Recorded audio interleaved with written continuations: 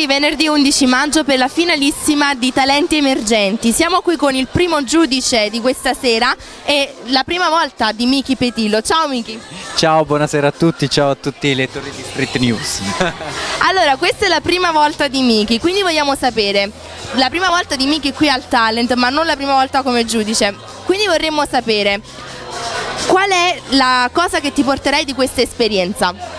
Allora, è innanzitutto assolutamente sempre bello conoscere nuovi talenti emergenti che hanno questo sogno che è un po' anche il mio, quindi è sempre bello confrontarsi con queste piccole realtà, questi artisti emergenti e quindi sicuramente anche loro hanno tantissimo da dare. Ogni piccola esperienza, ogni talento è come se arricchisse contemporaneamente anche me.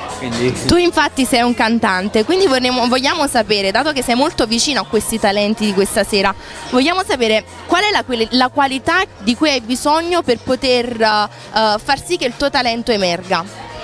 Allora, innanzitutto la credibilità, nel senso che un artista deve saper fare innanzitutto quello che è la sua espressione, quella che è la sua arte, e poi deve metterci sicuramente il cuore e avere quel qualcosa in più, che il carisma che sia capace di lasciare il segno.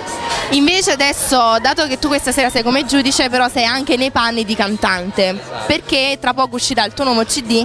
Accattativillo. No, si chiama Mikey, che è praticamente un gioco di parole tra il mio nome Miki e Mikey, che è la mia chiave, la chiave di lettura, diciamo, del CD. Contiene 10 tracce inedite, tutte scritte da me. E questa sera vi faccio ascoltare il singolo apripista dell'album che uscirà il 1° giugno, si chiama Secret. Noi ti facciamo un grosso in bocca al lupo non solo per questa sera come giudice ma anche come cantante. Viva il lupo, grazie mille, grazie mille. Ciao a tutti.